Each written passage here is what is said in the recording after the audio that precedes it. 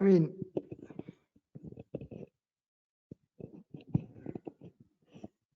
we are used in our use of the language, depending upon the context, to use a given word with different meanings depending upon the context. It is just natural to us. So it's the same here. The pronoun I, depending upon the context, may refer to my car, to my body, or to the awareness. And it's just natural.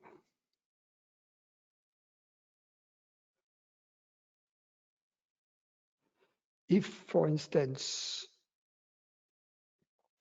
a cop stops me for speeding and tells me, you were speeding, I'm not telling this cop, no, officer, I wasn't speeding, because awareness doesn't move.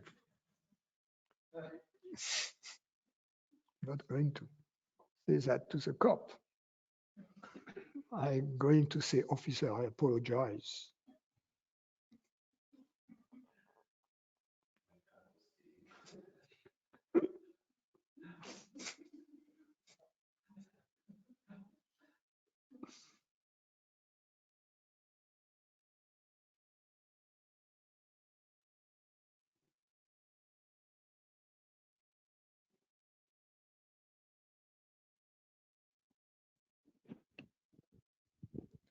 Francis, I would like one more time review with you your claim that God awareness, micromanagement all the thought. Micromanagement? No, not macromanagement, micro.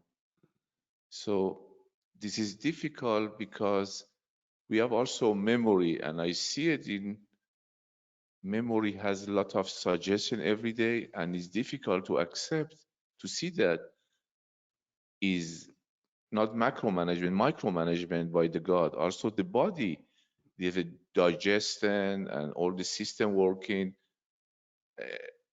It's also difficult to not understand that God didn't occupy the body to one time to do this job. Can you one more time review that? How is possible? Since we have a memory. Well, you know, in your question, what do you mean by God? That's the first thing to Awareness. Okay, what do you mean by awareness? The reality? Reality, okay, fine. So reality is the reality of the body, right? Yes. So it is the reality of the body that manages the body.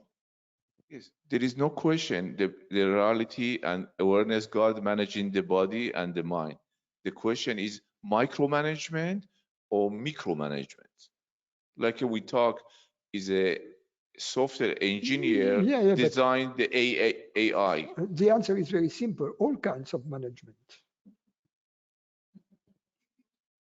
Okay, it's a new answer because before you said it's only micromanagement.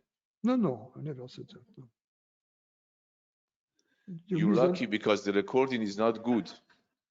That's a recording perhaps, but and no, I would never said that.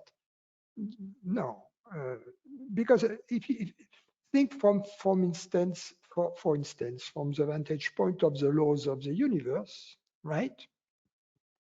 Of course, since we don't have unified yet the laws that macro manage the universe, right, which is general relativity, and the laws that micro manage the universe, which is quantum field theory or quantum physics,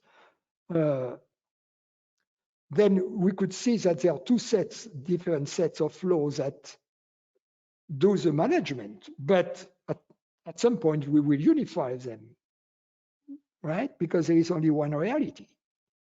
So the moment we understand that there is no chaos. On one hand, there is something rather than nothing. There is reality. But at the same time, also, it's not like anything goes. There is an order, right? It's not like a soup, a meaningless soup. There are entities, there are laws of physics, there is harmony, there is order on all levels of reality. And there is awareness and there is intelligence. So my teacher used to say, nothing comes out of nothingness, right? So the fact that there is order, there is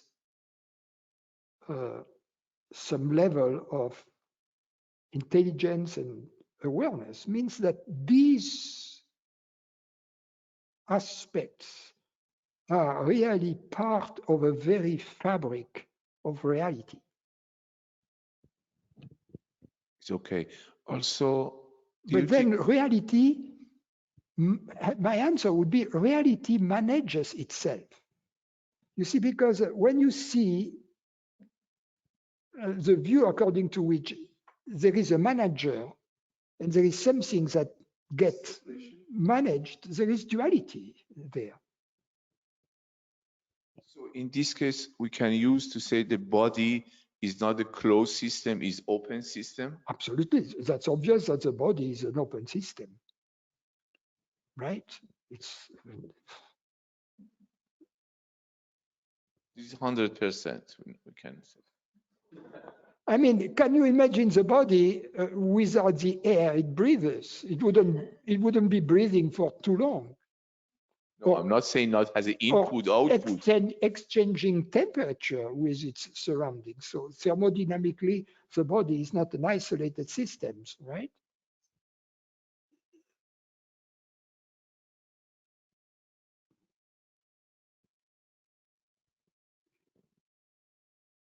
But it's not isolated either from the point of view of gravity, from the point of view of electromagnetic field, when we touch things, right? That's this force, but within the body, the other forces are in effect also. So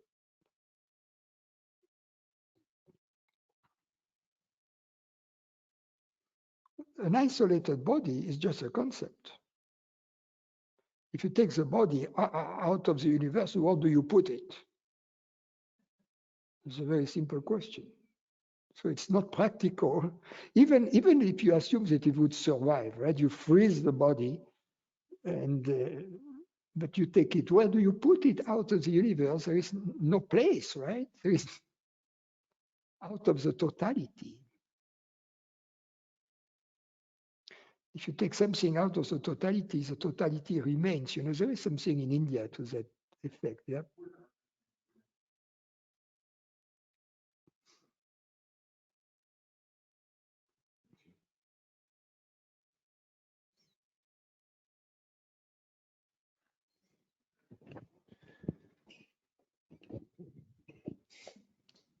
On the car ride up here, or down, sorry, coming from LA, but I was just kind of thinking, like, you know what I could use more of? Causeless joy, you know, like joy without cause. And it's like I always, I don't know, like I guess I'm noticing, like even, you know, those 15 minutes of silence, right? There was joy, but I had to like tack on something, you know, like a thought or I don't know.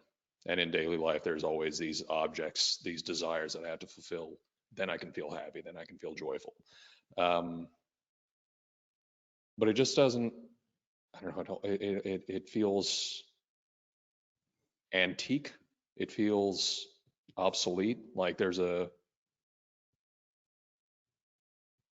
You mean it's not modern or postmodern? Exactly. I'm looking for the postmodern, yeah. Postmodern way of looking at things, which is clearly causeless I joy. understand your narrative. Yeah.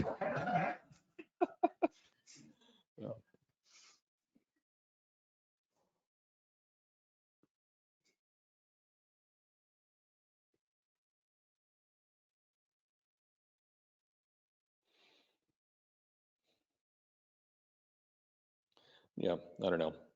A part of me thinks like maybe if I just stay quiet enough for long enough, like that causeless joy will just show itself in its own time. But if you have any skillful means, I'd love to hear them.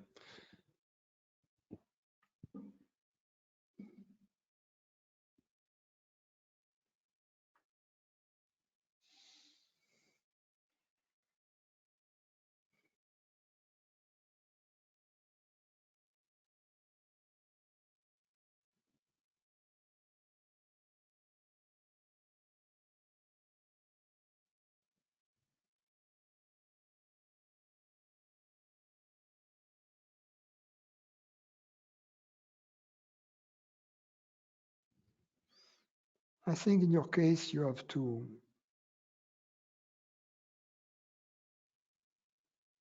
make peace with your body, to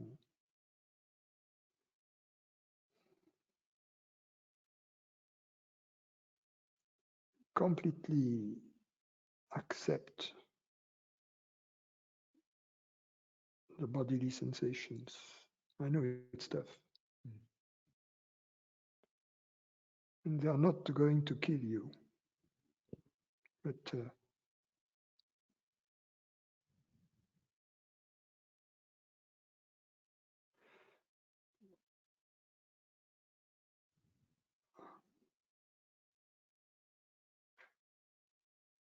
because there is still there the residual tension towards a goal. But in fact, the goal is the absence of tension. You see what I mean? Mm-hmm. So it's a conundrum, you know.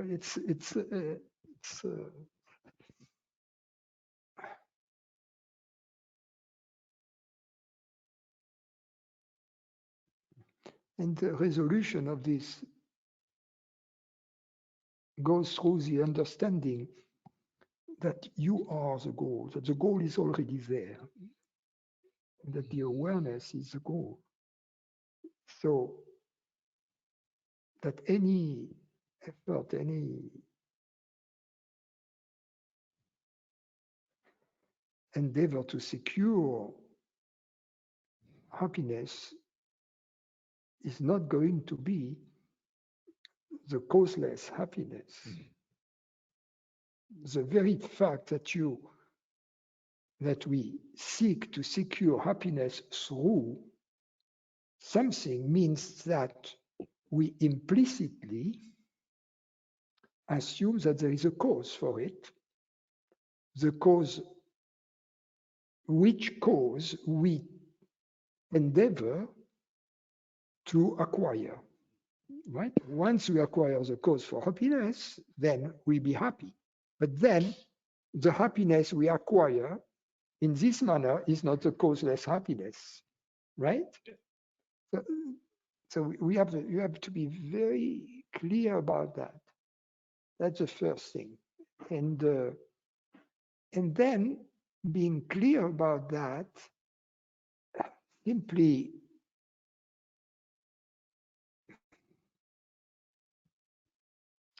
live in accordance with it. And that starts with, because being clear about that is the understanding that whatever we undertake is not going to bring about the expected outcome, right? So therefore, that which comes from this understanding is to be without a goal, without expecting. Right? And precisely this constant expectation manifests in two ways. One, which is agitation at the level of thought, but in your case, tensions at the level of the body. So can you, without trying to eliminate the tensions, because that would be another goal, right? Can you live with them? You see, just fully live. And yes, that's in your case, the body aspect is very important.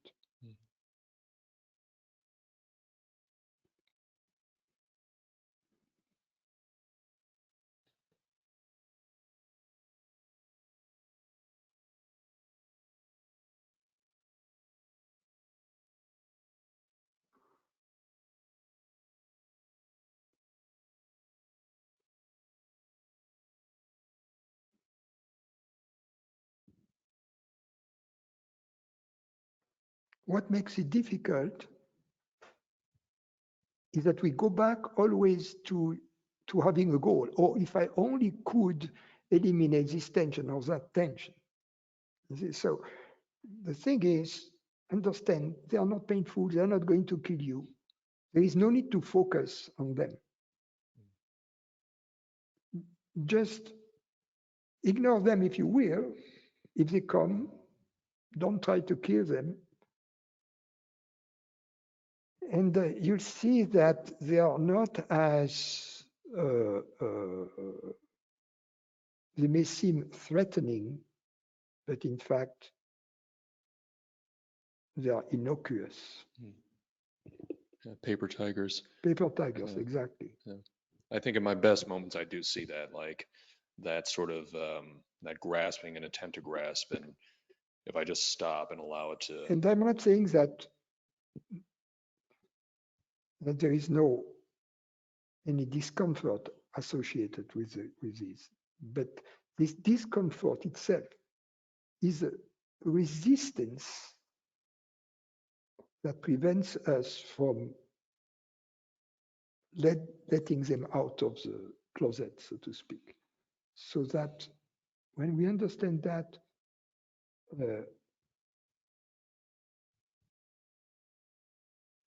it's a fine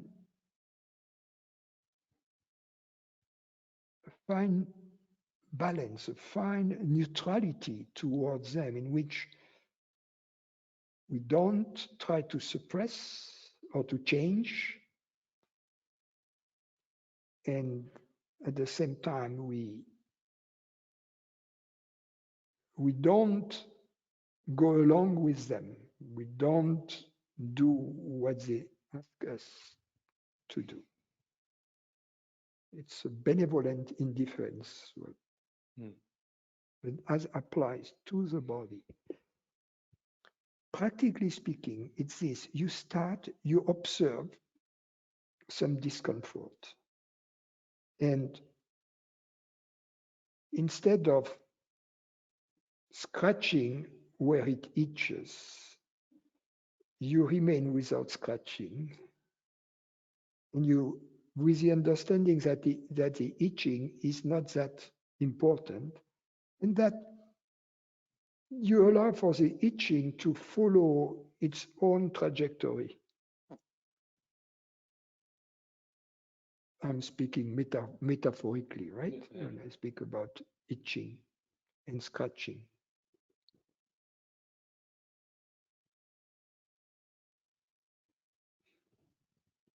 Does the itch, so the itch scratches itself? Like, if you just leave it alone? Observe what happens. It may not happen all at once, it won't, but you may observe various possibilities. Sometimes,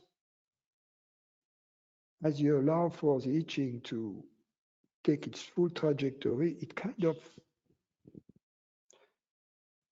it opens up and loses a lot of its. Sometimes you allow for it and it seems not to move. But then at a different moment during the day, you see that something opens. And sometimes you don't even notice any of that. But in hindsight, a few days, a few months later, you notice a difference. Just because you find yourself in a similar situation where you were a few months ago, and you say, oh, the way I face the situation is very different. You say, I don't have the same reaction. I don't have, so that's.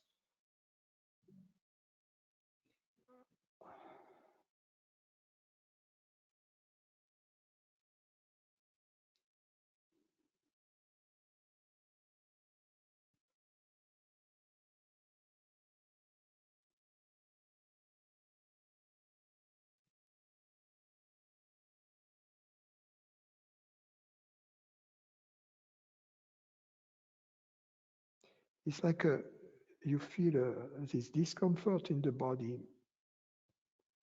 You accept that it is not comfortable because that's a fact. But at the same time, you accept the discomfort totally. You don't try to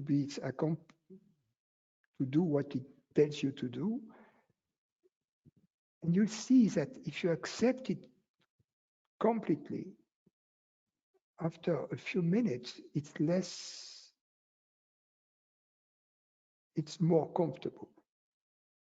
I'm not saying it's fully comfortable, but it's more comfortable. However, if you try to do something about it, it's just the opposite. You will exacerbate the discomfort. So when you try to do something if you determine that you have exacerbated the discomfort, it means you should stop doing whatever you were doing, because it means you are on the wrong track, you see? Whereas a full acceptance is like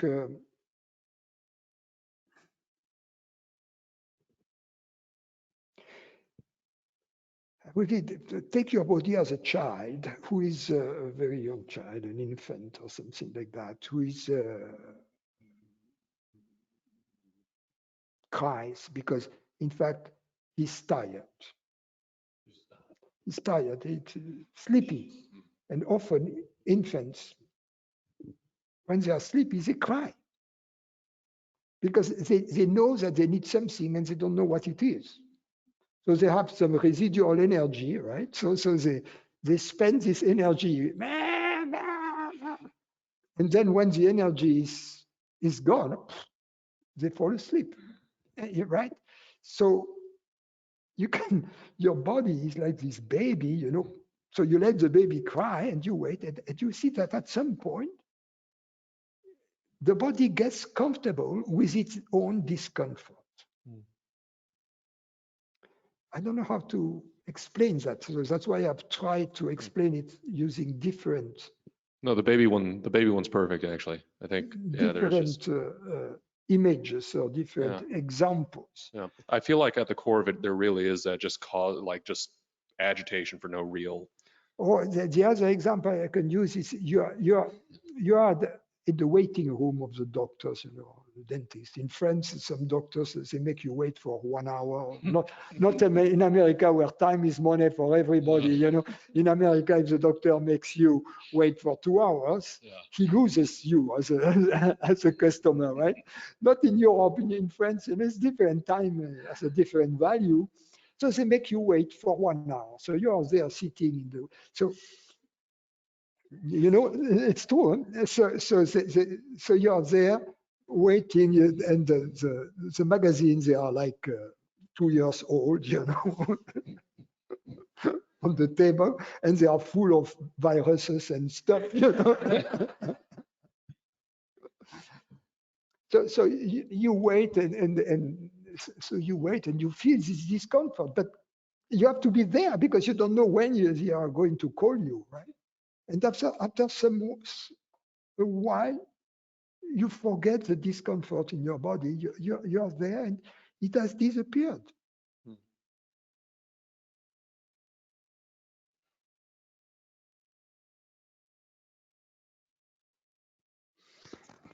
Yeah, I have to take a too much tea break.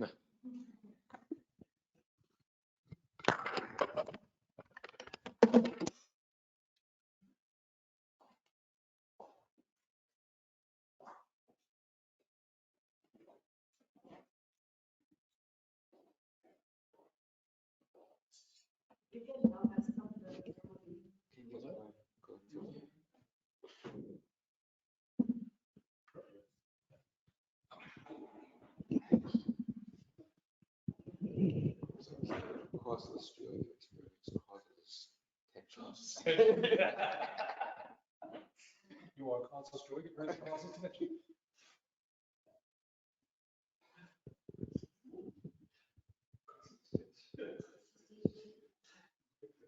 It's like the tension is like a spring.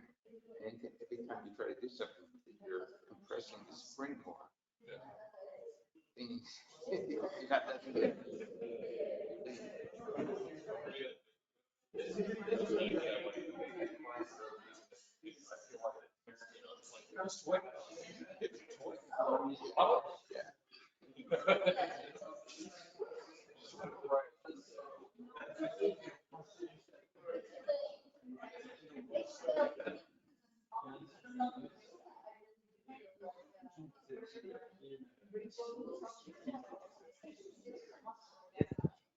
I was thinking of that song, for causeless joy, I just want to celebrate the day.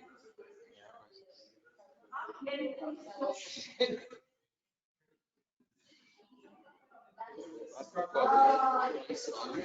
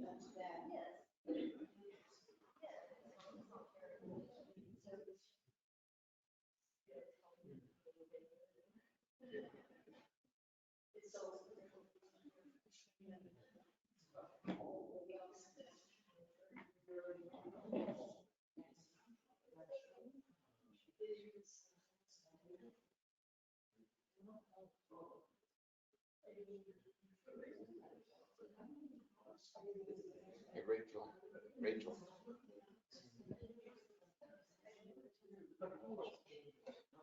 Have you decided which restaurant?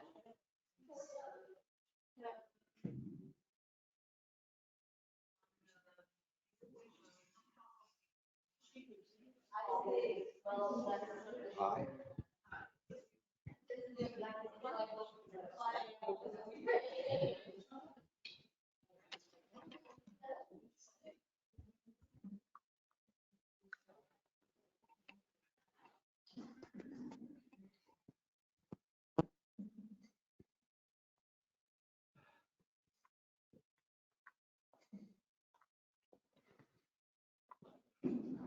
Francis, just complete the question of the management. If is the connection between awareness to body mind is a master to slave, is slave also can sometime ask some request from the master? No, this slave is a very passive slave.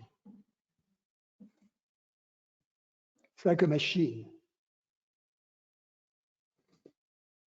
Also, machine can have some alarm system. They show has a problem. Maybe manager need to come to Yeah. help. The alarm system where it's pain. and suffering.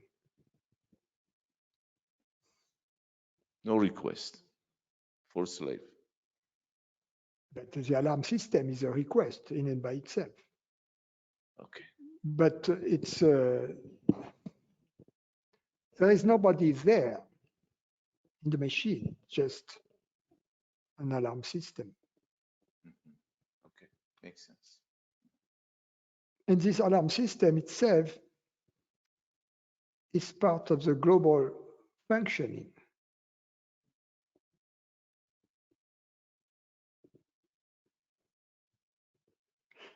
There is something interesting about awareness. I've already mentioned that, but just, which is this?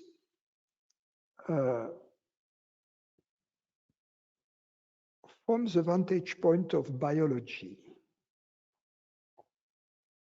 all the features of living things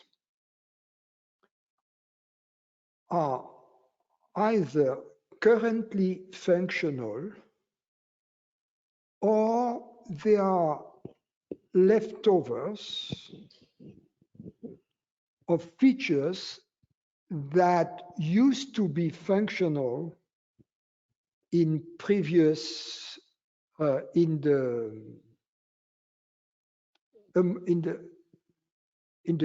the species that was the origin of the current species. For instance, some animals may have a tail, a small tail, which is, they don't use it any longer, but their ancestors had used for these tails, right? So, for instance, I don't know what's the function of our hair, right? Now that you are using clothes, I don't think that the hair are protecting us from the cold, but they might be leftovers of our ancestors, right?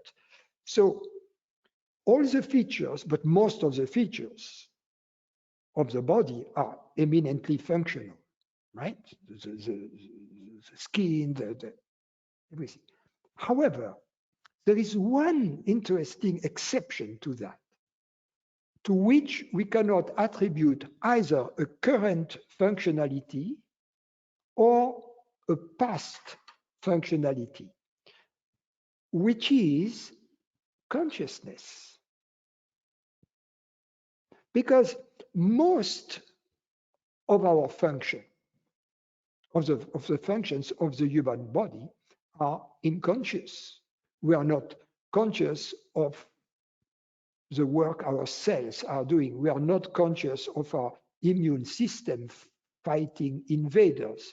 We are not conscious of our kidneys filtering the blood. We are not conscious about the liver,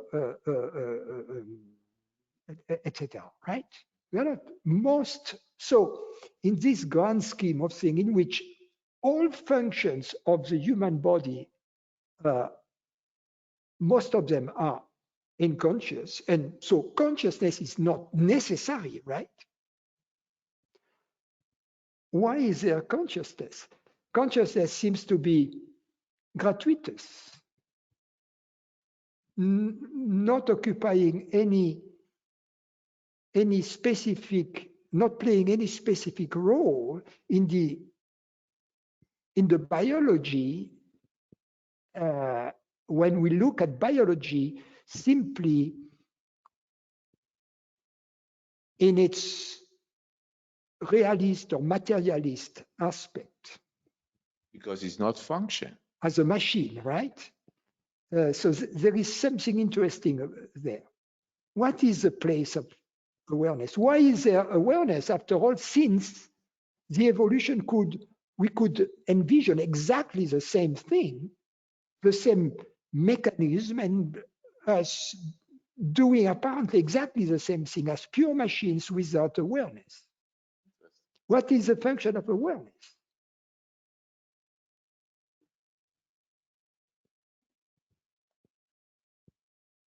Mastering. No, and it sets awareness apart from everything else. That's the beauty of it.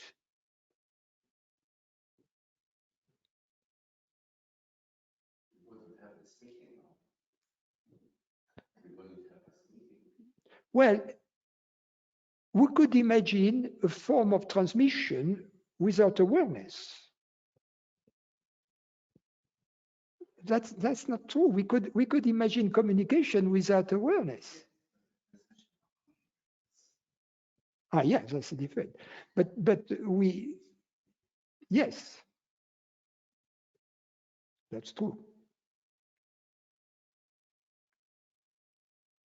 But if it doesn't make sense to you, communication without awareness, I can have two black boxes, right?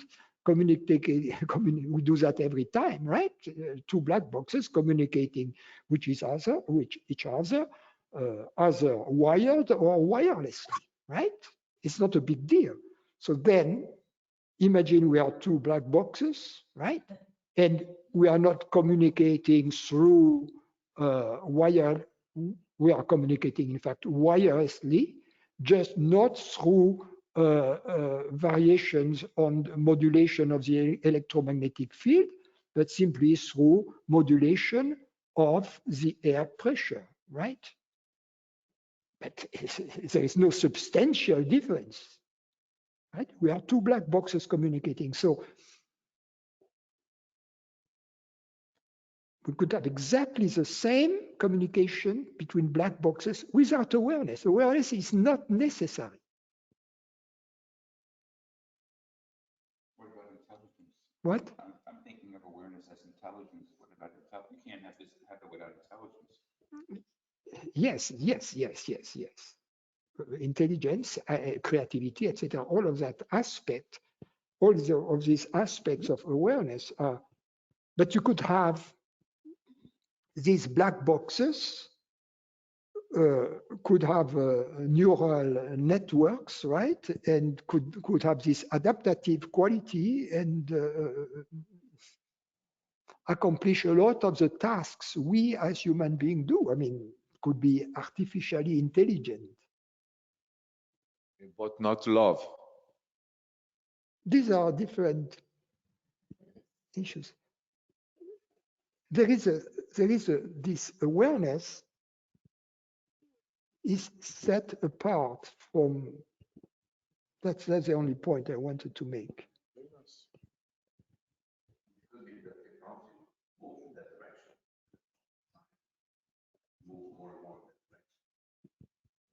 No, it can't. The beauty is that it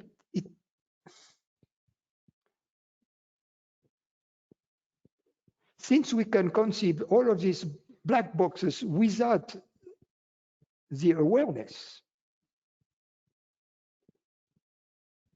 we can do Gedanken experiments, right? In which we have a quantum computers, we have all kinds of things, or we can have a very developed, because what the body is, in fact, it's a mix of quantum computer and of analog computer, right? It's a mix of both. These two being intertwined. So we could have, in a Gedanken experiment, very sophisticated quantum computer without the need for awareness. That's the beauty, without the need for awareness. So that's why if we consider the body as under its machine aspect, awareness is not necessary. All the functions could be without awareness. Even the brain functions, that's what is interesting.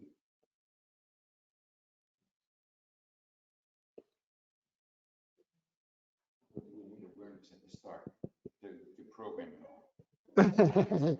Yeah, but that's a different story, right? But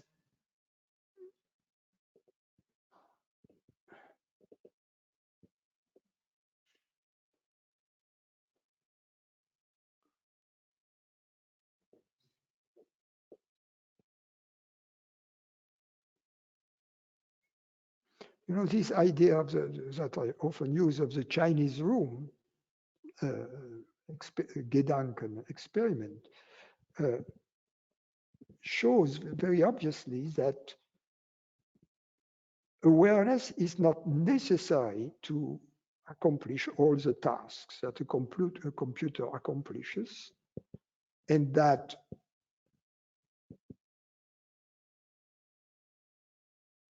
we could possibly expand all these tasks to almost everything we do, including a lot of thoughts we have. Without awareness, without bringing awareness into the equation.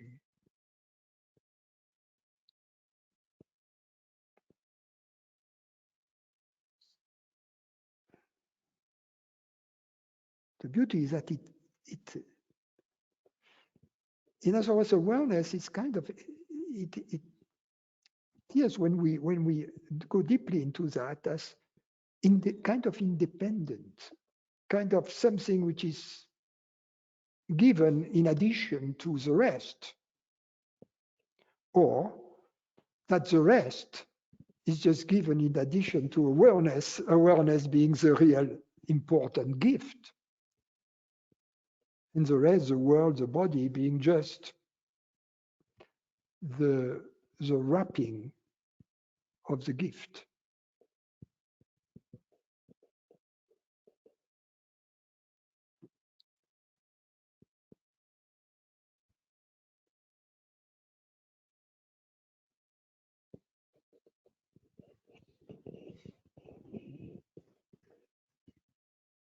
With regards to the me feeling and the me thought, it seems that I am always playing catch up, like a bad detective in a crime drama, right? People keep dying and getting killed, and I'm this bumbling detective trying to stop it.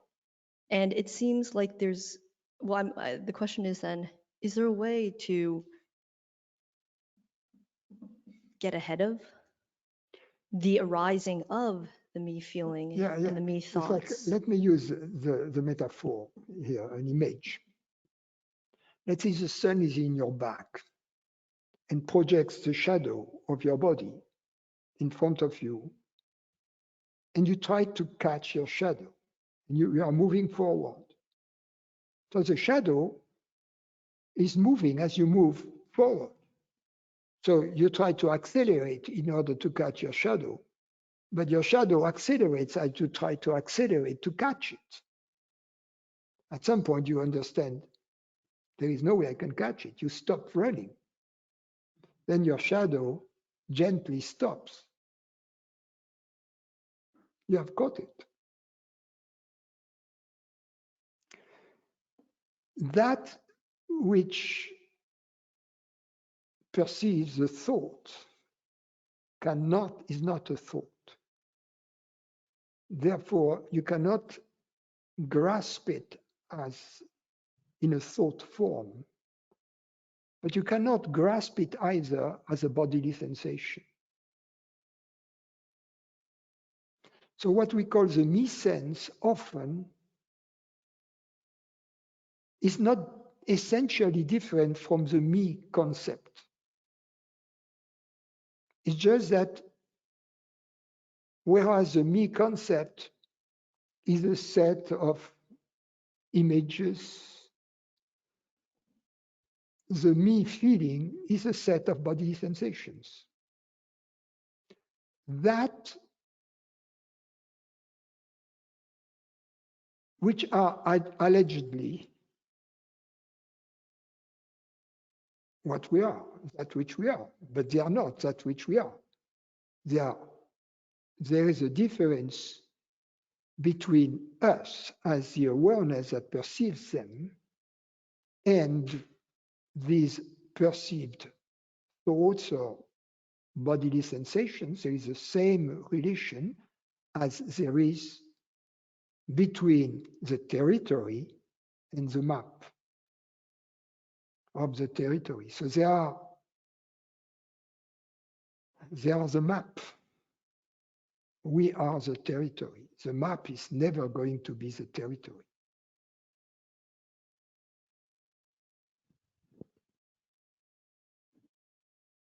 So the suffering, normally when I catch this, right, the Say identification, that normally when I closer to the. I don't want to just be like eating the microphone. Is this better? Yeah, that's much better. Normally there's suffering or misery or unhappiness, right? And then I backtrack, right? I trace it back. So that seems very inefficient, right? Is every time I sort of have to always be on watch, on night watch, on day watch, on bay watch. And that's why I'm wondering what leads, like, because all of the sensations or thoughts to begin with and images come out of this silent presence, right? And so there must be some, maybe not time, but something happens in between silent presence, the base layer, and the arising of these sensations and thoughts, and then the suffering and the unhappiness. So in this interval, there, I presume, is a way to interrupt that from. The first thing is to be truly open to the possibility that this silent presence is not dependent upon the body.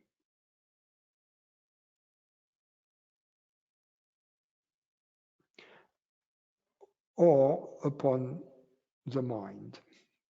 That's the first prerequisite, because it's not sufficient to have identified what I am as the awareness of my perceptions. By perceptions, I mean mentations, thoughts, bodily sensations, sense perceptions. It's not sufficient. After having identified my true identity as awareness, I need to ask myself the question, is this awareness limited? How can I know? And I need to have reached the absolute certainty that I don't know it to be limited. That's very important. That's a crucial point. Otherwise, you can catch yourself red-handed, believing that you are limited, but since you have not dismissed this belief as being without foundation, this belief is going to come back again and again and again and again, endlessly. So the first thing is to be certain, absolutely certain, that there is no valid, solid evidence that awareness is limited. Then, once that is established, then whenever you experience suffering, you trace it back. I'm talking about psychological suffering. You can find out every time that you can trace it back to this belief to be separate and limited. And then that's when your prior investigation comes into play. And that's when there is a possible dissolution of the belief. But if this work or this understanding is not there, this dissolution of the belief is not possible.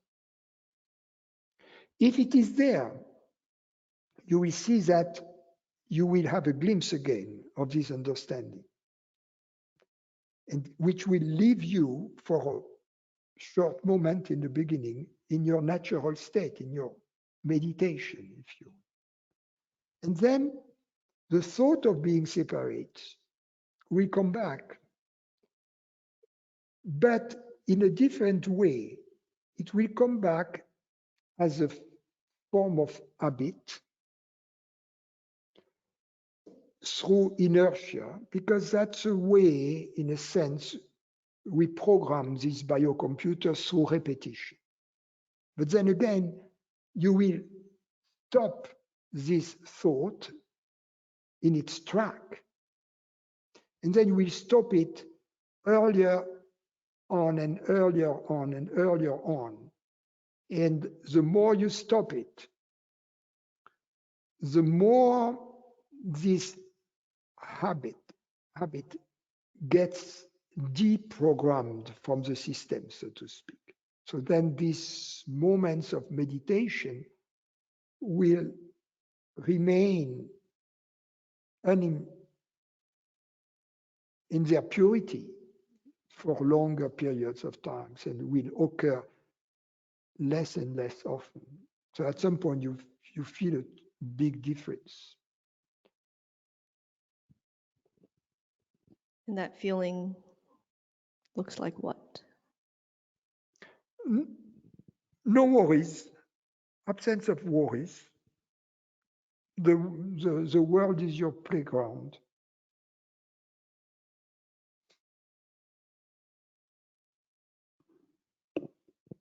So the meditations that we've been doing on the webcast over this COVID period, they address, or they make, I guess, they make it easier after the fact, though, to address the suffering and the misery, right? Well, it doesn't really. These meditations that we do, they have something artificial to them. So we have to, when I talk about meditation, I talk about two different things. One is the experience of our natural condition, right? And the other one is an experiment we are conducting. When we are conducting an experiment, we are conducting an experiment, we say, in controlled condition, right? In the lab, controlled conditions. So these are, although we use the same word, meditation, we are talking about two different things. They are not unrelated, but they are different. So now, when we talk about meditation as an experiment, the experiment we are conducting is, of course, artificial, and it is about, in an artificial way, for a certain duration,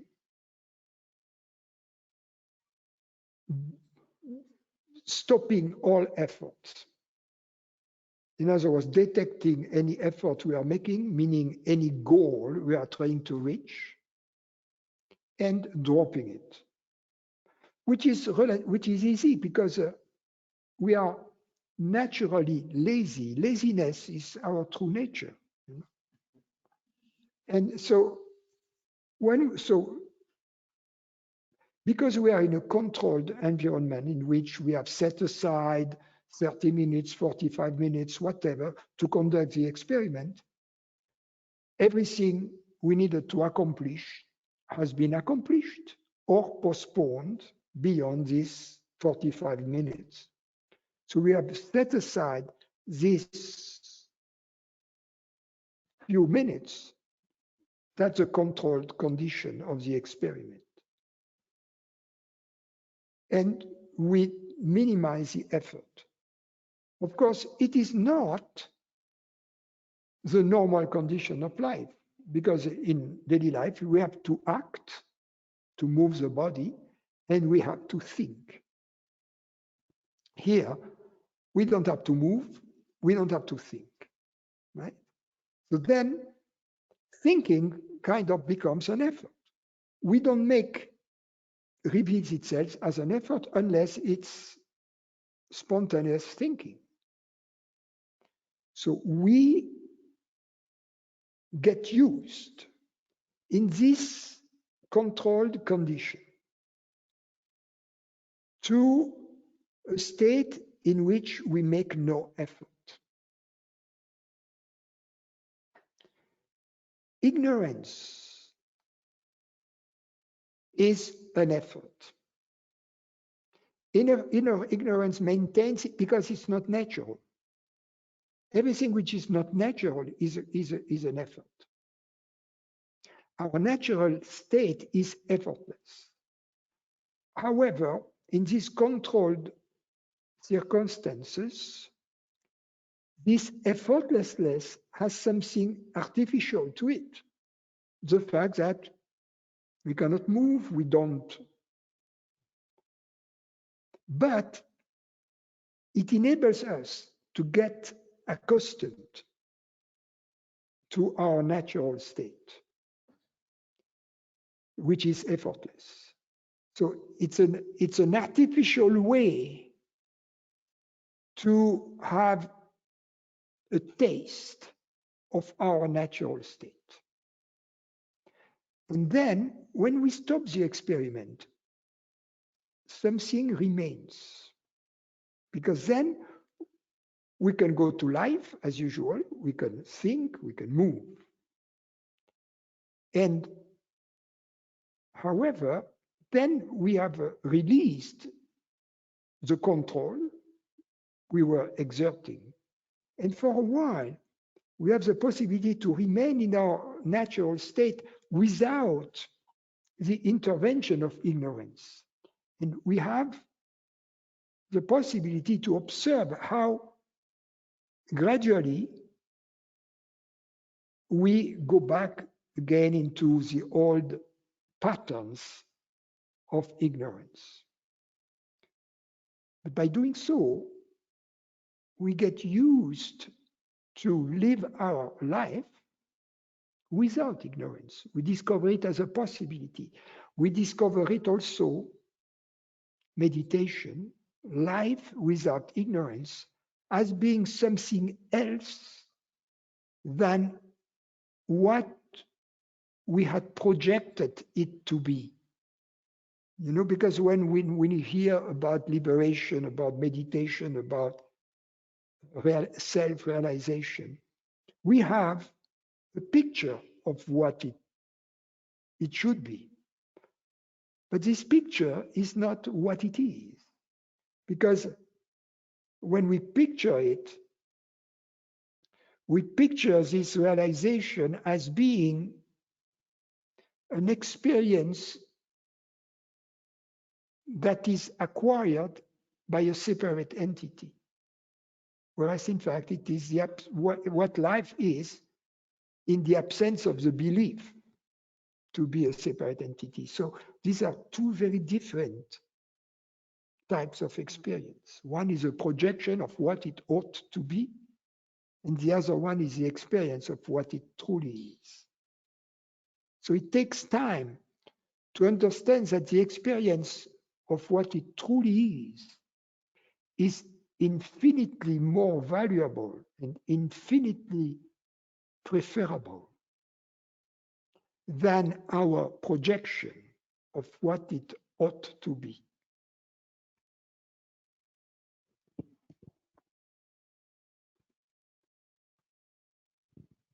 So in the experiments, it simultaneously is deprogramming and stopping an accumulation of the old habits, right? Those two processes are always happening at the same time, or are they different? And if I may be more clear, I'm thinking of when things are arising, the I concepts or the I feelings are arising, then if you don't free it or see it clearly, understand it, dissolve it, the moment it arises, then it just accumulates, right? In the body or... Not necessarily, because once you have had a glimpse of your true nature, nothing can accumulate on top of it. It's like once you have had the glimpse that Santa Claus doesn't exist, no matter what your mother tells you or your father tells you, oh yes, no, this guy at kindergarten, I know there is a rumor according to which Santa Claus doesn't exist, but don't believe these guys. Santa Claus does exist. So no matter what your mother or your father or your older brother tells you about Santa Claus, they're just bullshitting you, you know? So, and because you had this first intuition of the truth about Santa Claus, that will never disappear. You see, so the mind can come, the old habits can come back, but they will never have the possibility, once you have had an insight of your true nature, to, you know, to hide it, really. On the contrary, once this first hole in ignorance, through which you see your true nature, has appeared, it can only grow larger and larger and larger. No matter what you may try to do to eliminate it, will only make it larger. So that's why this image you were giving me as something that gets more and more and more is just the opposite. You see, it's not that this insight, yeah, I mean, it can only get clearer and clearer. Clarity can only increase. But there still is a long road between the glimpse or series Yeah, of glimpses just, and stabilization, where you're always in meditation. yeah, skeletons come out of the closets, that's all. And you just live with them. You just let them be.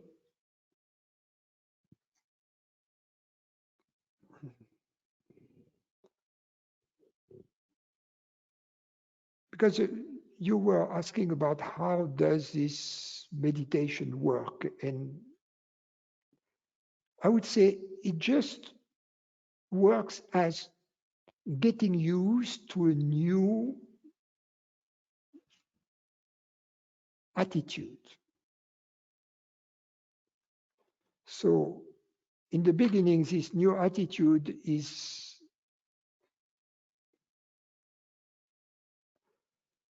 adopted under controlled conditions, right? And then it feels good. And then it's like you go to the shoe store, you try various shoes, and then at some point you get one that feels comfortable, you buy it, and then you walk in the street with it. Okay, but you're clear. But what you're also saying is that that new attitude is insufficient to stem the tide, if you will, of I feelings and I thoughts arising. Say that again, because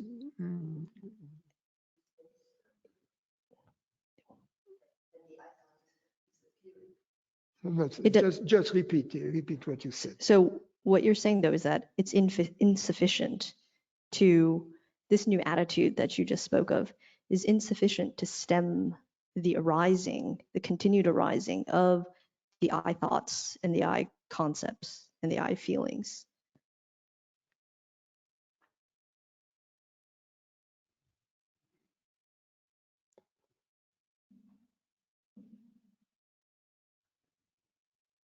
That which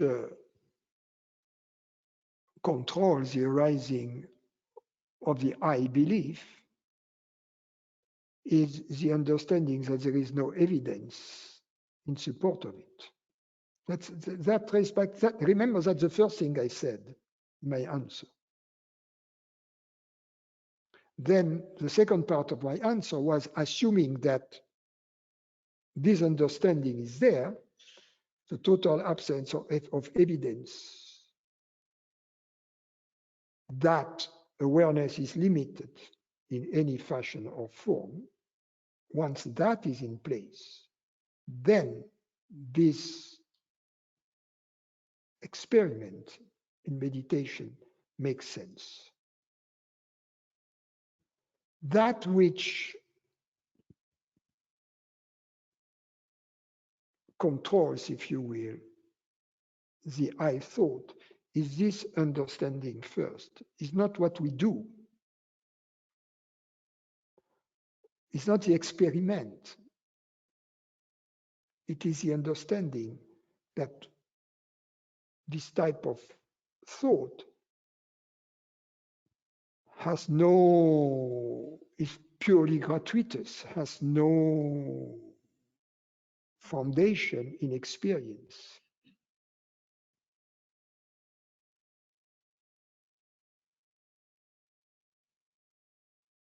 Then it comes only as a matter of habit, because we have acquired it from society, from our education, from our parents, and that doesn't make it true. And especially, we can know that it is not true for the following reason. Because whoever has given us this belief to be a separate person, they have given us also their recipes for happiness. And their recipes for happiness were precisely predicated upon the belief to be a separate person who could be happy if only he or she would be following this recipe and that recipe and that recipe, etc. But when we look at these people who pretend to have these recipes, we look at them, they are not happy, right? So if the recipes are not working, it may be because the belief system upon which these recipes were predicated are not true. That there is a fundamental error, a fundamental basic mistake. So that's when we revisit the belief system of separation, of being a separate awareness.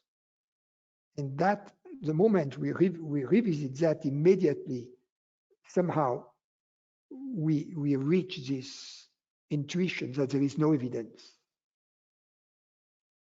that we are separate, that awareness is limited or separate, and that there cannot be any phenomenal evidence that it is. As a result, that it is simply a belief. So what would we follow recipes for happiness that are predicated upon something for which there is no evidence, and which are promoted, recipes for happiness, which are promoted by people who are obviously not that happy. So it's like, if you go to a psychotherapist and you tell him, life sucks, and he tells you, welcome to the club,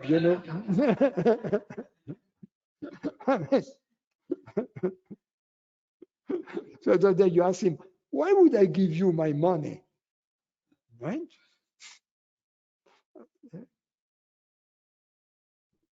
Yeah, it's hard to justify that copay. Francis, last night I was thinking about the question to ask you. And so now when I was a child, I was very shy. And still I feel the residual. So when I think of asking a question, then I feel this sensation, uncomfortable. Because you think I'm going to judge you. I don't know, but no, I know you're not going to judge me. Yeah, but you know, but you don't know. But I'm not judging you, because You are this beautiful consciousness. We all are. Anyway, when I think about asking a question, then I don't, because of this uncomfortable feeling, I cannot listen to the previous talking that it, so I miss those because I'm thinking about that question. Anyway, now I'm going to ask the question.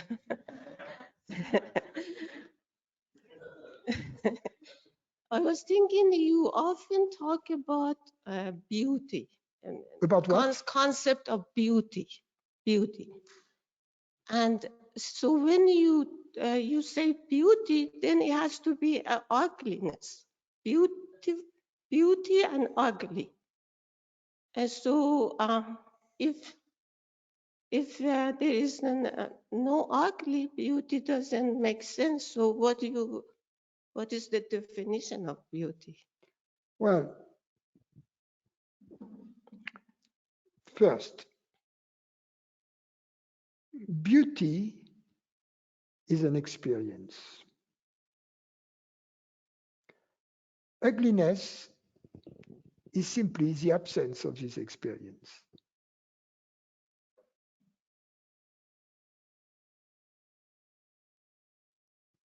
In other words,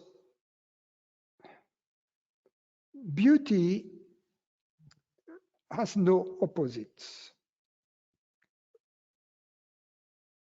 We often imagine that everything or every quality has an opposite, or that there is something different. For instance, warm, cold, dark, light, heavy, light, etc. Right? Right. So these opposites are qualities that belong to, we attribute to objects, right? So an object can be beautiful or can be ugly. That's true. But beauty itself is something else. The beauty is not in the beautiful object. The beautiful object simply points to beauty. The ugly object simply takes us in a different direction from beauty. But in this different direction, there is nothing. Let me give you another example of things which have no opposite. For instance, reality. We know that there is something rather than nothing, right? We know that. In this moment, there is something rather than nothing. So, because nothing comes out of nothing, there has always been something rather than nothing. There is something rather than nothing, period. So now, if we take nothingness, and we say, okay, there is reality, and there is, or being, if you will, and there is nothingness, or non-being. And we put them like two opposites. That's not possible. Why? Because there is something rather than nothing. In other words, it's already too late for nothingness to be there, because there is something. So this opposition, this duality between being and not being, or between reality and not reality, is only an intellectual concept.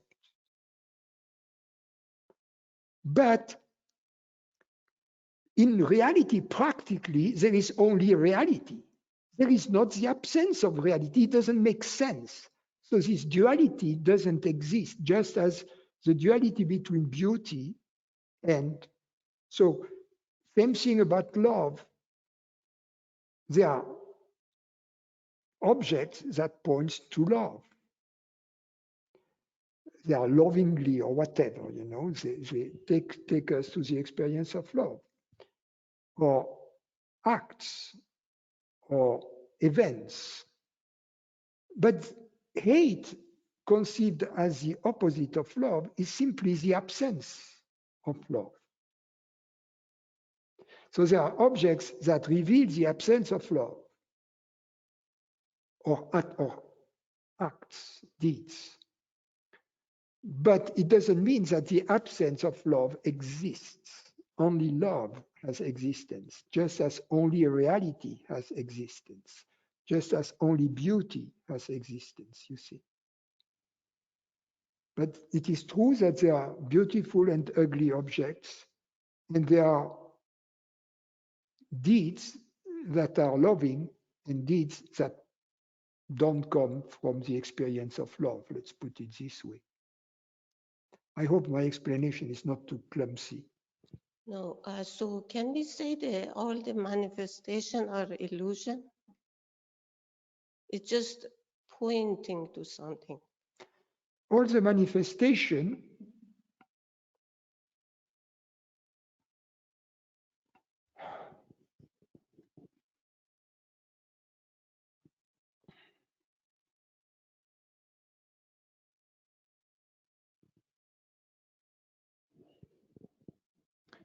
we have to understand that there is a difference between what we experience and our concepts about our experience. For instance, we have the concept that we experience objects, and that objects are things that we experience that don't change, right? That's an object. That doesn't change. I see it today, tomorrow, apparently it's the same thing. But that's not true. There are no objects because everything changes constantly. Even the inanimate objects are constantly changing. They are constantly in motion. Everything changes. There is nothing in that which we experience which is changeless. So a better picture of our experience of the world, and with our thoughts, it's obvious, right? Our thoughts, they are completely changing from moment to moment. Because what happens when a thought stops? Another thought No, it disappears. disappeared. When my car stops, my car doesn't disappear, seemingly, right? But when a thought stops, it disappears, which shows that all of our mind processes are dynamical, right? They are always in motion. But regarding the physical universe, it seems that there are objects that don't change. That's not true. Everything changes all the time. So a better picture of the universe would be like the ocean and the waves. Oh. You see? Because the waves, they are always in movement. But we see, okay, there is a wave here, there is a wave there. We follow the wave. But that doesn't make any sense. Because there is only the ocean, right? Each wave, where does the wave stop? And where does the next wave begin? And each wave constantly interacts with the other wave. But that's simply this interaction between waves is simply our way to look at things. But in fact, the waves are simply the way the ocean in its totality moves. Mm-hmm. So can we say that during the waking,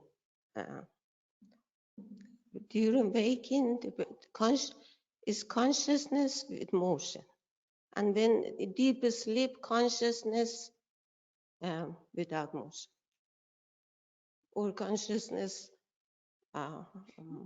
inactive? Think of the ocean. Mm-hmm.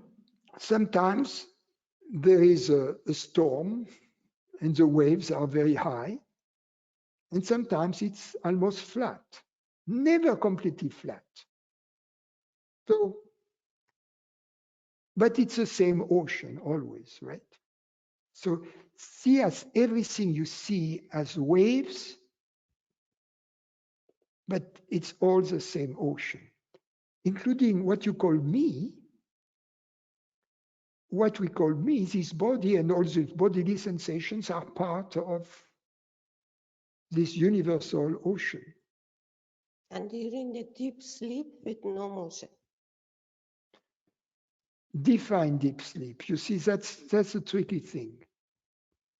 But because we can define deep sleep in two ways. We can say deep sleep is what happens between perceptions, when there are no perceptions. But then in the waking state, there are intervals between some perceptions. In the dream state, there are also sudden changes. And then in between, there are moments when we say, all of a sudden, I became aware that, right? Mhm. So this moment when we become aware, before we formulate this becoming aware, we were very much present, but the previous thing of which we became aware was no longer present. And our formulation of our becoming aware was not yet present. So there are intervals, even during the waking state. And so these intervals, you can call them deep sleep. Some people do that. Or you can refer to deep sleep as certain periods during the night, certain modes of the brain, right? In which we are no longer awake, in which we are no longer dreaming. That refers to the body. There are different types of waves. There are different types of movement of the eye or absence thereof. So that's for the doctors and the neurologists and whatever. So it depends how we define deep sleep. But if we define deep sleep as the absence of perceptions, then in the absence of perception, there is only awareness, right? Okay. Thank you. I have to take a break again. The tea was very good this morning.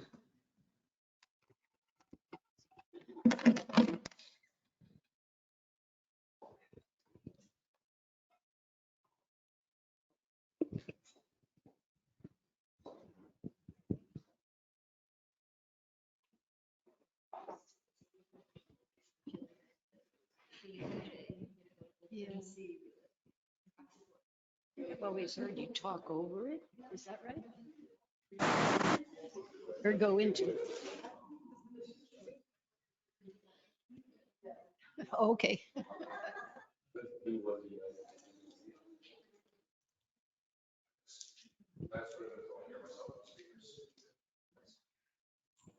So how do you talk into a mic? Like that or like this? This way. You should be able to hear yourself. You should be able to hear yourself.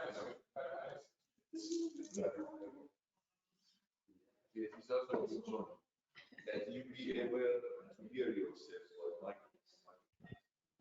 like the speakers. Oh, I see, by the speakers. Should I take this out of my ear when I'm talking? Okay. Feedback. Is your first time here? No, I've been here many times. We haven't met yet. Are you still renting rooms? Are you still renting rooms? Yeah. Here? Need to get your contact information.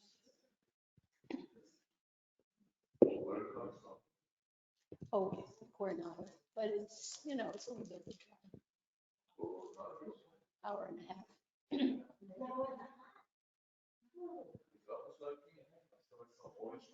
Oh.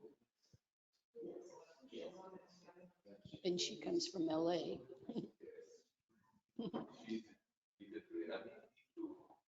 Yes.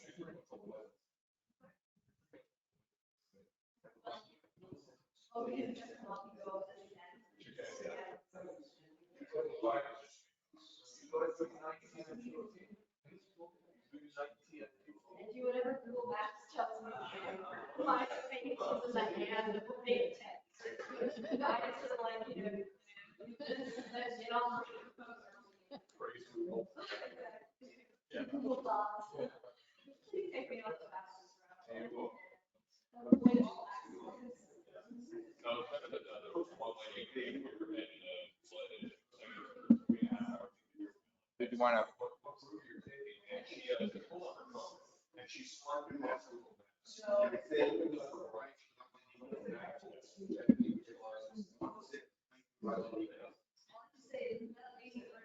Like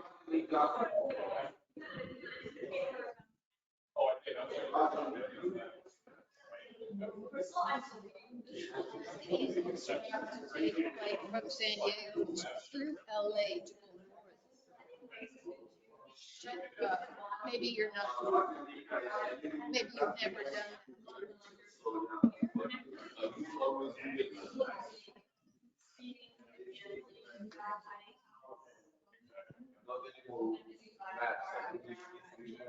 No more maps, no GPS.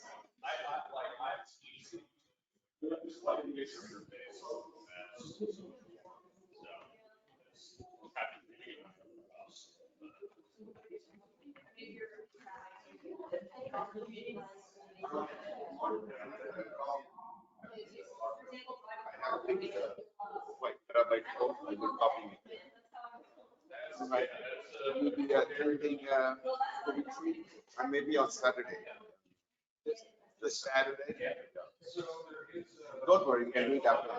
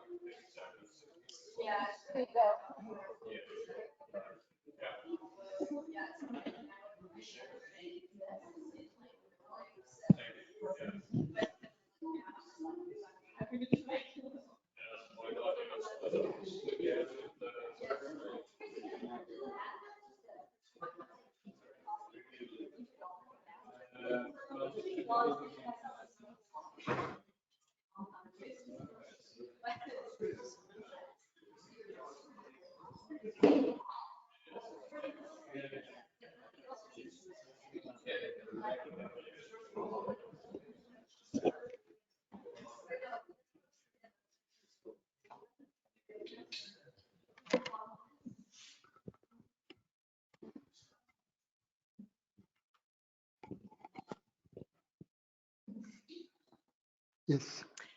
Yeah, hi, Francis.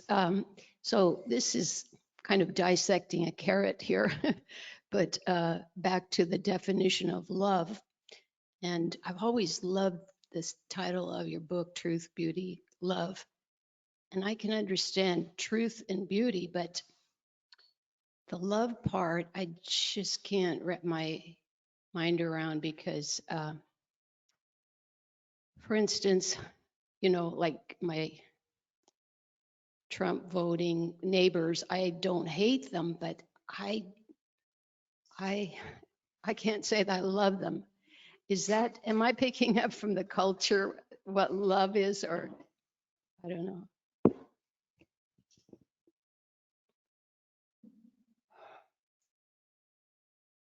First,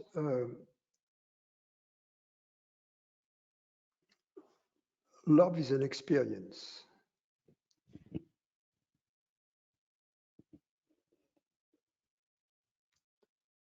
And it's an experience which is always two ways. In other words,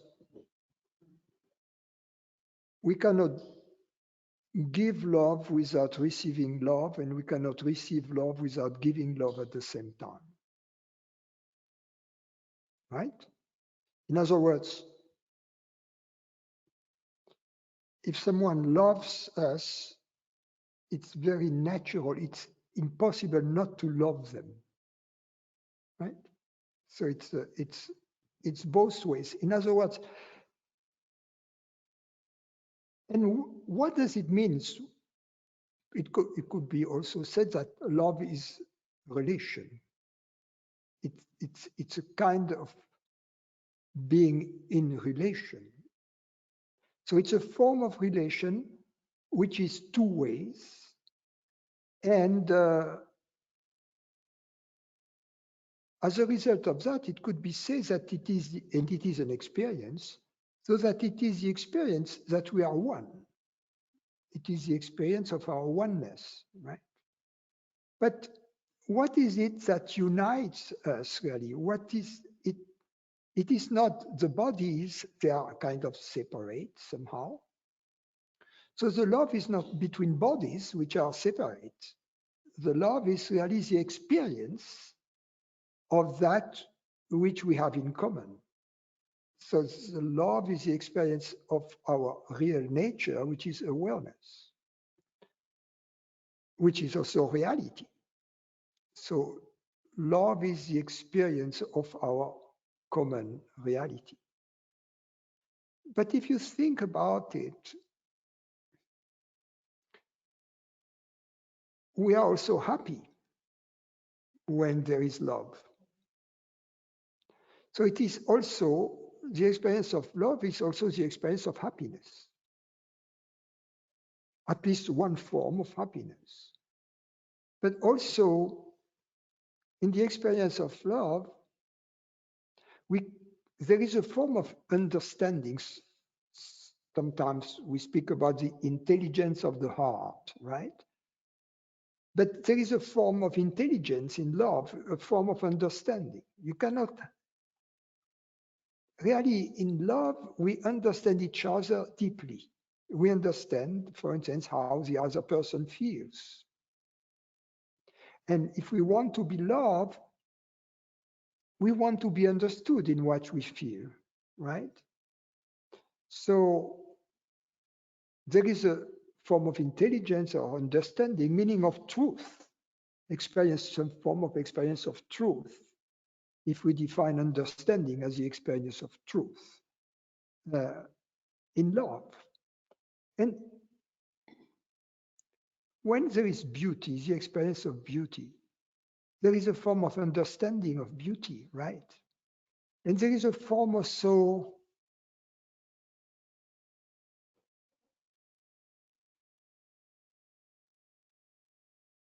that takes us beyond, there is something that beauty takes us beyond the usual limitations.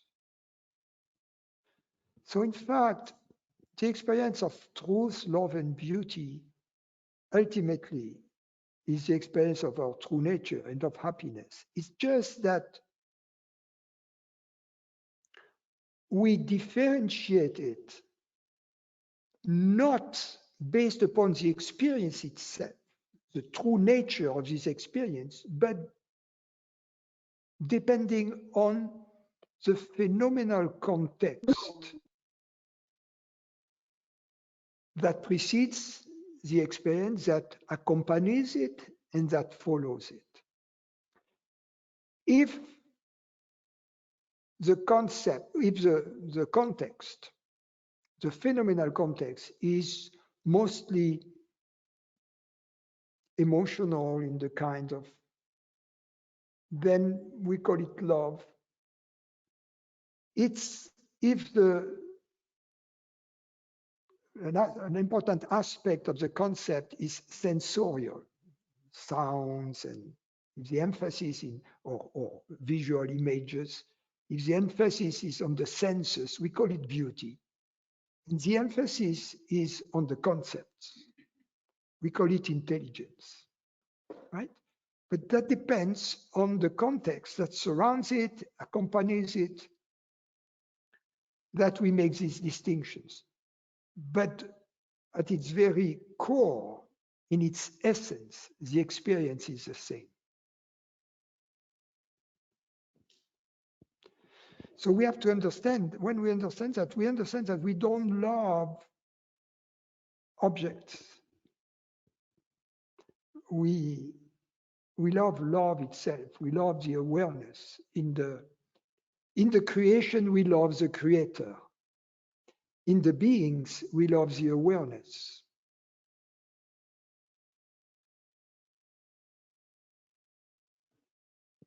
So it's not possible to love things like I love my computer or I love my car.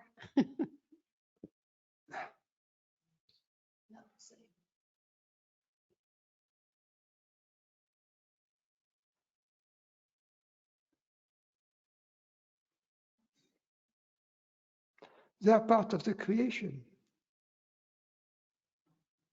We love the creator, we love the intelligence that has created these objects, right? And we love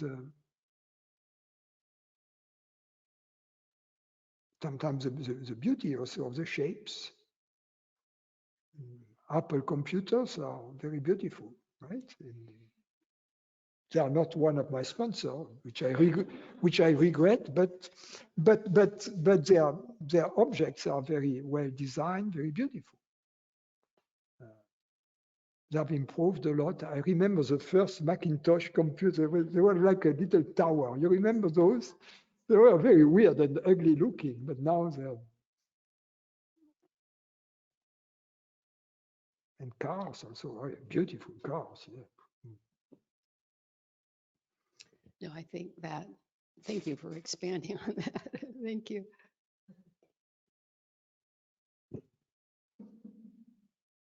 Any questions here? Oh, yes, sorry. I have a simple question. What is the difference between good and bad? Well, these are moral judgments, right? It refers to actions, right? What is the right actions? What is the wrong actions? And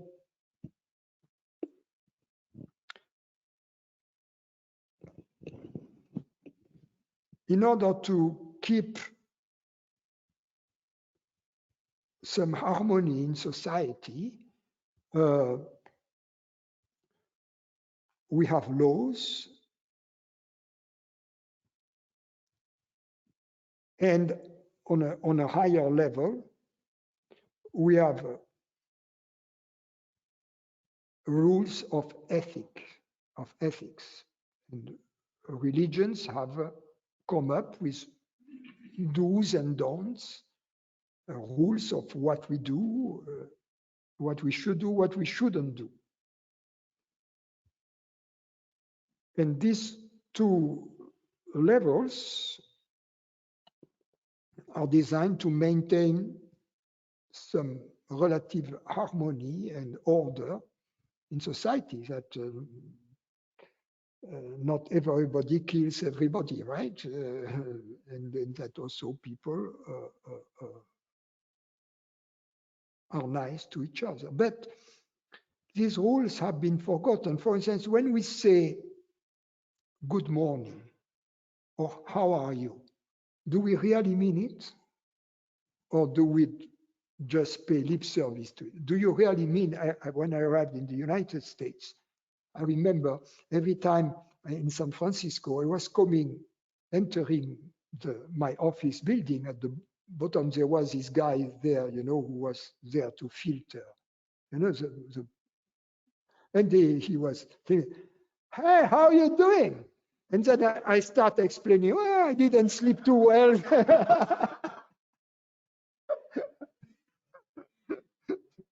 You know, so we don't really mean it, right? I mean, it's still nice to have it, but we pay lip service to it. Same thing with the laws and the rules. Often the rules have become things that we do, but we have lost the initial meaning. And sometimes rules have become obsolete. They apply to the way society was in a tribal type of situation, and we live in cities now, it's very different. Okay, but what is really the good and the bad? Can we decide it once and for all ahead of time? We can't. For instance, killing in general is not good, but there might be a situation where killing is a good thing to do, right? If a bad guy has taken 20 innocent people hostages in a commercial center, right? And if he starts killing, the police chief is going to give the order to the SWAT team to take down this guy. And the police chief is doing the right thing, right? We all agree. Why? Because he's going to save the lives of 19 or possibly 20 innocent people. So the rules cannot be defined in a rule book. So the question is, how do we decide in the moment what is the right thing to do? And the first answer to this, which is to act from the vantage point that consciousness is universal, based upon this possibility. What would be the action, the decisions that would come from this possibility? For instance, if I have a very good piece of cake to split between you and me, right? It's very good. Very, very, very good. So how do I split it? Do I cheat? Do I split it a little bit? Or let's assume, so then, no. But let's assume something different. You come to my place, right? You have the journey was long. You didn't stop anywhere to eat, right? You were in a hurry. I am in my house. The cake is still very good. And I'm going to, what do I do with the cake? You know, so what is good or bad depends on the situation. Because in this situation, I may think, well, I would love to have this cake. This friend, she is hungry. She has traveled for so long. It would be my pleasure to see her enjoying this beautiful, this wonderful cake. So I'm not going to split the cake. I'm going to eat it. Yeah, it's too big. No, you're hungry. Have it. You see. So what is good has to be defined in the situation, depending on the circumstance, and based upon this understanding that you and I, we are the same. You see? So then, if I were in your shoes, what would I like? You know, and if you were on my shoes, what would you like? And that's a common, this common where we meet in love, in fact, in our universality. You see, and that's in a perfect society, that would be the kind of interaction we would have, you see. And that's what I would call good. But at the end, it's both the same thing because nobody's guilty. That's what I hear. That I cannot hear you. I don't know how to explain it. No, Whoever does anything, I mean, right or wrong, at the end, nobody's guilty because it comes through your thoughts. Right. Nobody is guilty. And that's so I don't believe this. Why not? If somebody's killing some other people, they're not guilty? There is nobody there. Everything from your vantage, for the absolute reality is that everything is an act of God. We have to accept that. It doesn't mean that if there is a killer roaming around, that this killer shouldn't be taken down. Yes. Or taken out? Yes. For the sake of society, that's a good thing to do. But nobody is guilty. Or that this killer should be put behind bar? Yes. Society has a right to protect itself. But there is nobody there.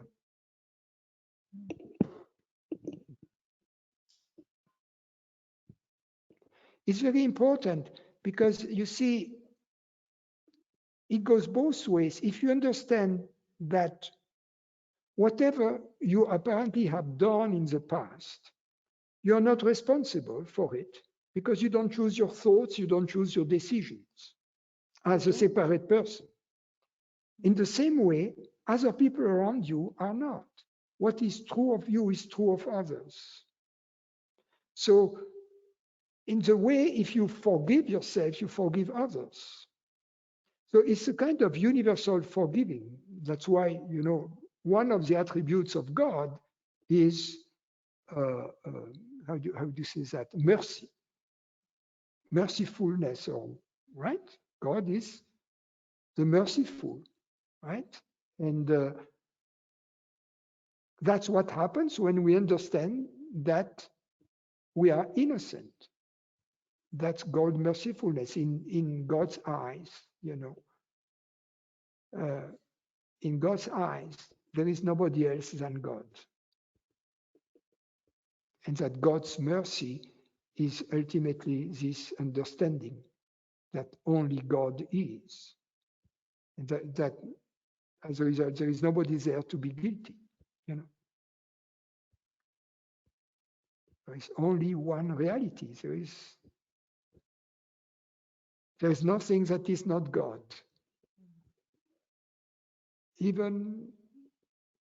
And things happen beyond our understanding, beyond our human understanding, and beyond our human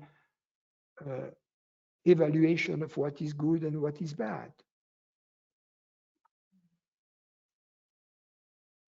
So, if the result is the action of, I mean, if somebody does anything wrong, they get the result right away, either bad or good. So I cannot hear you if you don't speak closer to the microphone. I don't know how to explain this. Okay, can you Whatever, jack up the mic over there? don't you hear me? Yeah, okay. I mean, as a result, whoever does whatever at the end is nothing. They get the results right after what happens. It seems that people do things, but look within yourself. Do you choose your thoughts? No, it just happens. Or do they come like the weather to you? I'm sorry? Or do your thoughts appear like the weather? It does. Right? Yeah. Because if you tell me, I choose my thoughts, I would ask you, okay, can you choose your next thought? Oh, yeah. Or is it going to come to you, right? Yeah. So the fact is, and that's very extraordinary, is that a lot of our activities are based upon, or our beliefs are predicated about this simple, taken for granted hypothesis that we are in control of our thoughts. But when we take a closer look, an experiential look at what happens, we discover that it is simply not true, because I don't know what my next thought is going to be, right? If I could choose it, I could say, okay, here are the options, right? A, B, C, D. Oh, let's go for B. It's like vanilla, coffee, and pistachio, right? That's easy. I can see the three of them with the different colors. Pistachio is green, vanilla and brown. And yeah, I go for the green. But that's not the case. Obviously, we don't choose our thoughts, but we believe we do. Most human beings are. It's a very simple experiential fact that we conveniently ignore. That we believe that there is someone here to separate entity who choose the thought. But no, the choice just gets delivered like Amazon coming here, you know, and poof, they drop the package here. That's it. So now think about your decisions. Your decisions, they come as a thought. I'm not talking about things that happen by themselves, like an instinctive reaction. You don't even have the time to think about it. A car is rushing towards you, you jump sideways to avoid the collision, right? That's instinct. It doesn't go through thought. So you're not guilty of that, right? If you make the wrong move, it's too bad. Yes, you end up in the hospital, but nobody is guilty because it's not premeditated. But let's take a decision which is, how can I say, a deliberate decision, which is the result of a thought. Since we don't choose our thoughts, we don't choose in particular the deciding thought. So nobody chooses their decisions, right? So do we feel guilty about the weather? Today it rains. Oh, I feel guilty because it's not pleasant. Or there is a hurricane that kills 10 people. Do I feel guilty because of the hurricane? No. But there is a thought that comes like the weather, and then I feel guilty. You see, the beauty is that when I understand that thoughts come like the weather, I don't feel guilty, which is good for me. But what is true of me is true of others. So it's the same about other people. So that I don't feel that other people are guilty. So that's God the merciful, right? That's this understanding. It's all an act of God. Nobody is guilty. I was thinking that the bad and good, it depends how you grow up and what you learn in life, and you. Oh yes, but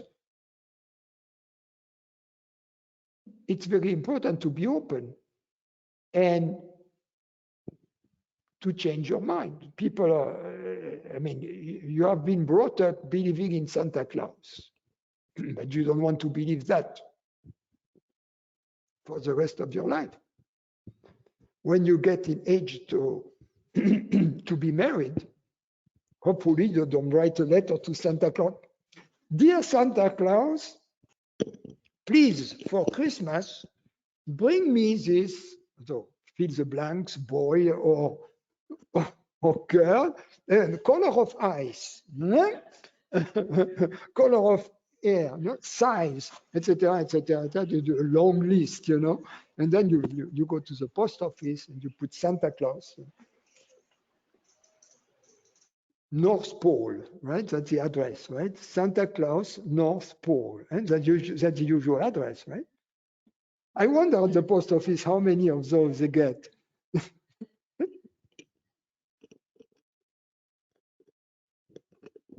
At the point you change your belief system based upon your experience.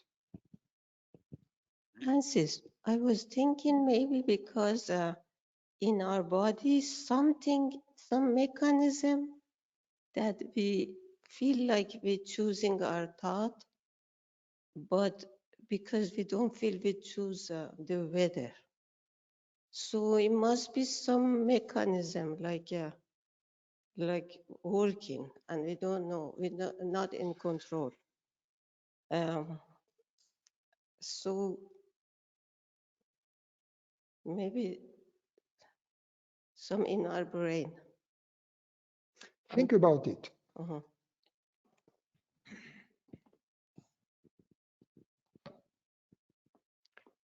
Your thoughts appear to you, and the weather appears to you too.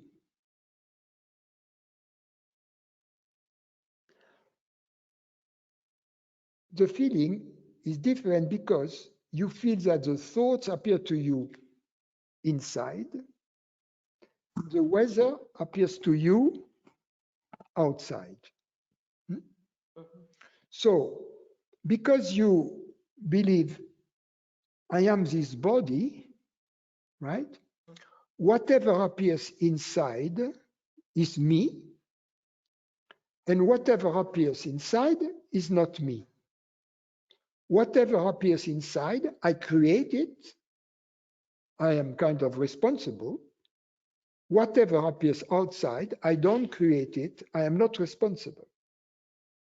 But now think about it, because you can understand why that even that is not true. Because what appears inside is twofold. You have bodily sensations and you have thoughts, right? Now, the bodily sensations, do you control them? No, they appear to you. I mean, you can control them in a delayed fashion, right? If you eat too much, then you have an indigestion, right? But other than that,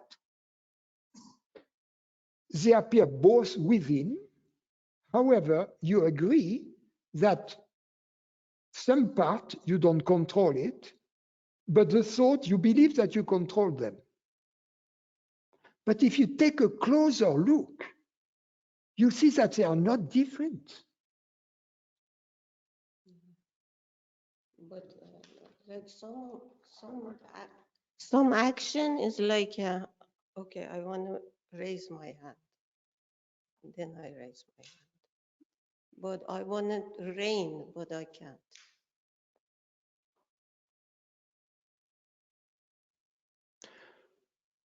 There is a correlation between the thought I'm going to raise my hand and the raising of the hand, right? Yes. In other words, there is a correlation between a thought and a bodily sensation, right? Yes. Well, there is a correlation similarly. I go in the sun, it's too hot, I take my jacket off. Yeah. There are mechanisms like that in which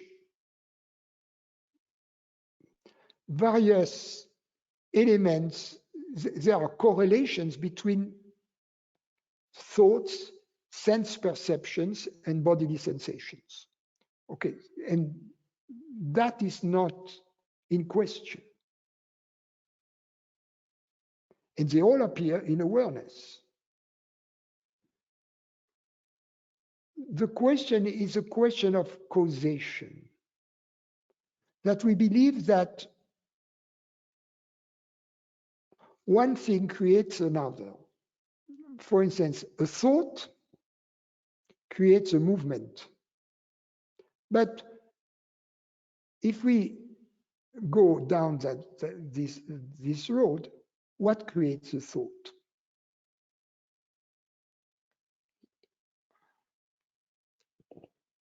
Consciousness, I don't. Yeah, but in the same way, you could have an external sense perception create a thought. It's hot today. Let's take the jacket off. So there are all these apparent causation, cause and effect, but in fact, it's just like two waves in which you see, okay, these waves is the cause for the next wave. But in fact, that's wrong. It's the way the ocean moves. But if we separate the ocean into waves, then we can look at the interactions between the waves. But in fact, it's how the waves move.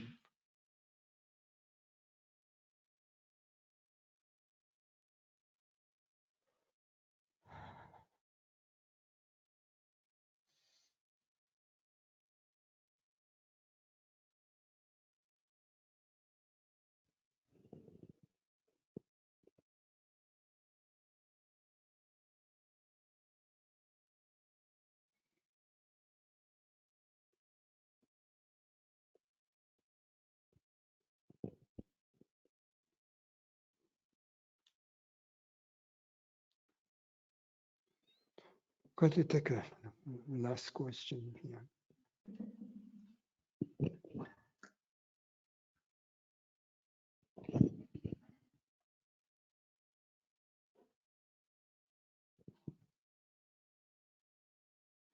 Alexios,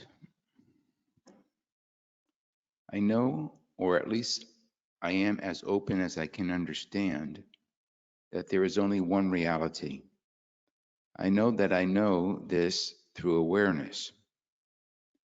It is reasonable and experiential to think that this reality is awareness, or this reality is eternally aware, and the perspective of her is of or from And the awareness. perspective, And the perspective of her is of or from, he's saying her perspective, awareness's perspective is of or from awareness.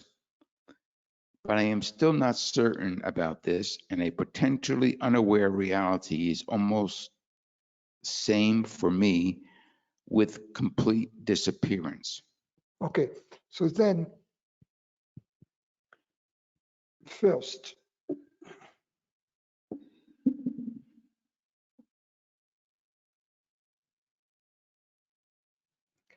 I think the problem we have first to clarify is the question of definition of awareness. I define awareness as the reality of perception. In other words, perceiving is an attribute of awareness. Perceiving is not awareness. Perceiving, the experience of perceiving, of phenomenal perceiving, is an attribute of awareness. It is not awareness. I define awareness not in terms of the function of perceiving, but in terms of the underlying reality of the function of perceiving, which is not the same. Let's take an analogy. We would agree that, I mean, in the ordinary sense, I don't want to be too confused. In the ordinary sense, people believe that the body perceives, that the brain perceives. So it is the brain that sees objects. It is the brain also that hears sounds. It is the brain that perceives bodily sensations. But it would be, if I say the brain hears, perceives sounds, the brain hears, that doesn't define the brain in a restrictive manner. It doesn't restrict the brain to hearing. It leaves open the possibility that the brain also sees and also perceives bodily sensations and possibly does other things, has other functions or attributes. Going back to awareness. Awareness is the reality that perceives. Just in this analogy, awareness is like the brain and perceiving is like seeing, for instance. So awareness is a reality that perceives. It is not restricted to perceiving. It is the reality that perceives. So then, awareness is also an experience. So then, you can ask yourself, what is the reality of consciousness?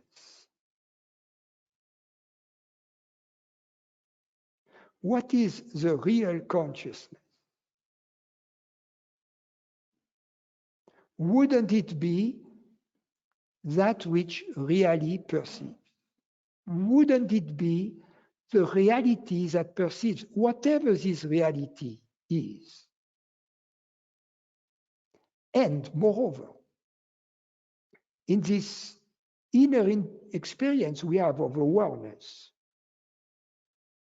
does this inner experience of awareness limit it to perception, to perceiving?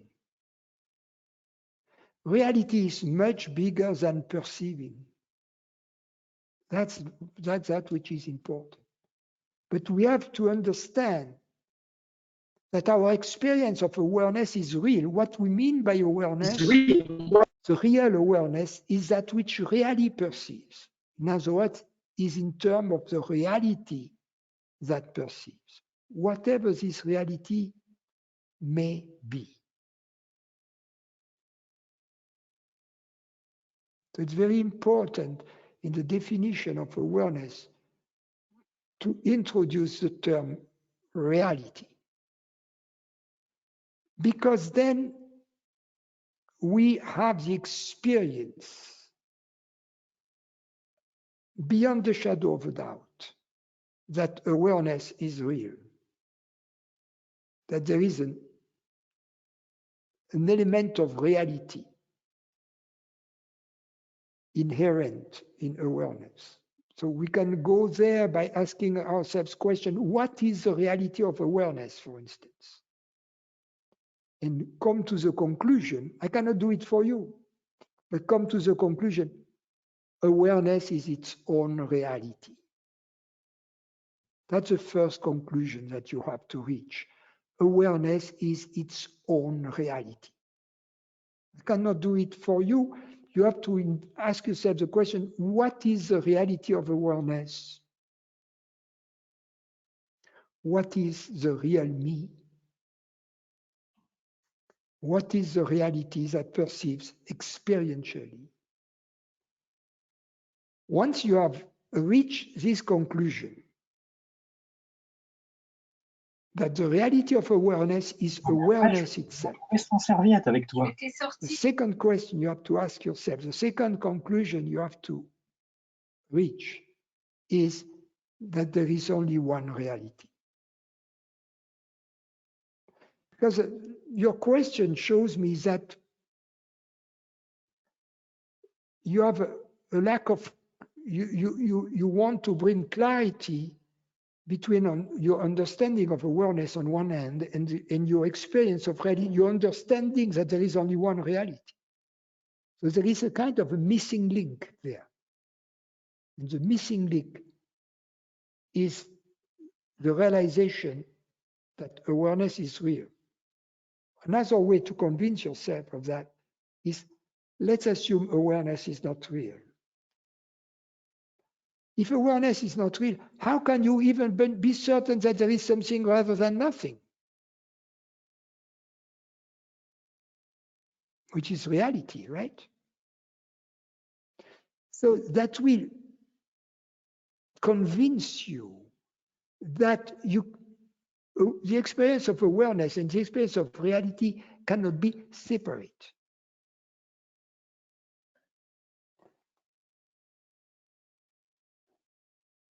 In other words, that awareness is an attribute of reality.